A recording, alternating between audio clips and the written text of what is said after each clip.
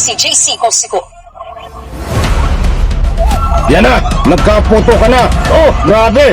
Pumutok ng marami. Ng barilan yan. Armado at mapanganib ang senador. May express Naku po, Senador Bato, armado, lumalaban, pumapalag ng laban. Alright, welcome back to my YouTube channel. I'm Andes Vlog. Grabe ho, ma-aksyon. Itong ating tatalakayin ngayon tungkol dito sa pagdakip kay Bato, biglang lumalaban. Kaibigan, isang like sa video na ito. Kung nagustuhan niyo po, please subscribe my YouTube channel. Eto, mga kaibigan, matindi ho at kakaiba itong ating bibigyan ng paglilinaw dahil itong si Bato hindi naman po lingid sa inyo ay mayroon pong arrest warrant at nagtago ho, biglang tumakas diyan sa Senado na tinakas ni Robin Padilla. May dalawang armas, mapanganib ng laban, pumapalag sa mga aaresto na NBI at PNP. Aba, kaibigan, kapag mayroon po kayong pagkakataon, huwag niyo pong kaligtaan. Panoorin po ito. Hindi po ito fake news. Mainit-init pa. Ilang oras lang ang nakakaraan ho. Sus Mariosip Santissima Mahal na Birhen, ganito pumalag, lumaban pala itong si Bato. Grabe ho ang nangyari. Ito na ang kanyang malungkot at matinding sinapit sa mga autoridad. Ay ano ang ginawa ng autoridad? Siyempre gagantihan. Kung armado ng mahaba at maikli na armas si Bato, siyempre gaganti para nang sa ganun ipagtanggol din ang kinaukulan ang kanilang sarili at trabaho. Nako, ay grabe ho. Sabagay, hindi na po tayo magtaka dahil itong si Bato ho ay dating PNP chief. Siyempre ito po ay mayroon din pong knowledge kung paano lumaban at tumawak ng armas, mga kaibigan. Maraming baril eh. Grabe. Ito ho, mga mahal kong taga-subaybay, shoutout po sa lahat. Kumusta po kayo? Maliwanag ho ito. Pakinggan po natin mabuti. Nako, ito. Pumapalag-palag kasi. Kaya ginawa ng aksyon ng NBI. Ito na lang. Ipakinggan po natin. patuloy ang pagtugis. Sandali. Patuloy ang pagtugis ng mga otoridad kay Senator Bato de la Rosa. Babala ni NBI Director Melvin Matibag, posibleng armado at mapanganib ang senador. May express report si JC Cosico. Yan na, nagkaputo ka na. Oh, grabe.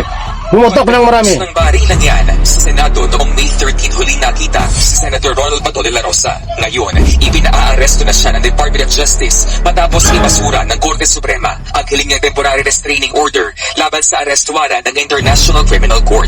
National Bureau of Investigation hindi inaalis ang posibilidad na armado si de la Rosa, lalo't dati siyang PNP chief. Kaya naman, sinabihan na raw ni NBI Director Melvin Matibag ang kanilang mga tauhan na mag-ingat. It's one of the major concern kasi galing siya sa law enforcement, so he knows how the law enforcement officers behave, kung paano siya itatrack or hanapin. Nag-deploy na ng drug teams ng NBI para Ay maliwanag ho na talagang lumalaban si Bato. Lahat ay ginagawa, pumapalag para hindi ho siya maaresto. Ito, matindi pa ang kasunod eh. hanapin at arestuhin si De La Rosa. Sa ngayon, wala naman daw record ng Bureau of Immigration na lumabas na bansa si De La Rosa. We can backtrack namin from the time that he disappeared sa Senado noong early morning of May 14. At the same time, we already ordered yung lahat ng district and regional offices to do their own monitoring po sa kanilang respective areas. Panawagan ng NBI sa Senador, voluntary na lang itong sumuko. Harapin ang kanyang warrant. Eventually, The law will catch up with you and the law enforcers will get you kung saan ka man naroon. Panawagan ng NBI sa publiko, i-report sa mga otoridad sakaling makita nila si De La Rosa. Pwede raw managot sa batas ang mga tumutulong sa kanya na magtago. May pabirong hirit naman si Matibag. Sinasabi ng abogado ni De La Rosa na si Right. Attorney Jimmy Bondok na maaari umanong itaas sa kanila ang ICC warrant ni De La Rosa. Pero mali naman po yung lawyer sasabihin sa kanya iserve yung maratan sa pagsasimula. Ano? Baka kasi ang iniisip ni attorney is let me be the man to serve the warrant. Sakaling maglabas naman ng arrest warrant ng ICC. Nako, ay wag ko munang itutuloy doon kung sakaling maglabas dahil ipatahan ko lang konti para hindi kayo mabitin doon kung sakaling may lalabas ng arrest warrant dahil may naamoy po ako. Ba tayo akong pangunahan ang sino man ang masasabi ko lang di umano arrest warrant ni Bongo na usapin. May naamoy ho ako. Ba't ito po ay wala pang confirmation? Ba't napakalapit ito sa katotohanan? Bongo po, arrest warrant ay kasunod na vlog po mga kaibigan. Baka makapagtago si Bongo. Baka mauna pa ito kaysa kay Bato. Itong si Bonggong mahuli O mga kaibigan, saka natin bigyan ng full commentary kay Bongo. Dahil ang arrest warrant ni Bongo ay nasaan ho? Nasa Pilipinas ba? Secret. Katulad nung kay Bato, secret din. Mga kaibigan, hindi po tayo nagpapakalat ng fake news dito. Data po at sa puntong ito na nasabi po natin na itong si Bato ay lumalaban, pumapalag at armado nanlalaban. Ibig sabihin ay maraming uri ho kasi ng nanlalaban Merong kasi yung gawa ni Bato, isang uri po ng panlalaban yan. Nilalaban niya ang anumang taktika para hindi ho siya maaresto at makulong at madala sa ICC. Pero hindi po yung nanlaban na komosyon.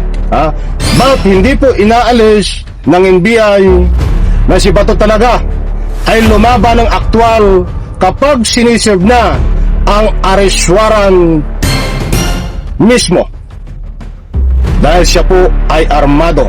Maraming dalang armas, maraming bodyguard. Nandyan ho. Sa binahay ko po sa inyo. Napakaliwanag ho na si Bato ay armado. Ibig sabihin maraming dalang armas. Yung pumuputok. Mga kaibigan. Wala pong imposible dito. Ay akala ko nagkaputukan. Hindi yan sa Senado. Ay talagang ang nagpaputok ay itong si Bato at ng laban ay hindi naman po pala. Ay drama ng mga buang nadidili sa senador. Mga kaibigan, abangan po natin dahil si Bato de la Rosa ay patuloy na nagtatago ba't hindi po natutulog ang PNP at ang NBI sa pagtugis kay Bato. Kaya anytime po, huwag tayong magtaka, isang araw magigising tayo na si Bato ay sinasakay sa aeroplano, dinadala sa Dahig, Netherlands, katulad ng nangyari po kay Digong Duterte dahil siya po ay may valid arrest warrant, pwede pong ma-aresto siya anumang oras. Kaya lang naghahanda po ang PNP, naghahanda ang NBI dahil posibleng manlaban ito sa actual commission na siniserve ang warrant dahil siya po ay armado, maraming armas. Alam niyo na po yung armado at armas. Tandaan po, hindi pa nahuhuli si Bato para hindi kayo mabiktima ng fake news. Hindi pa nahuhuli, nagtatago pa ho. Kaibigan, isang like, isang share sa video na ito. Salamat po.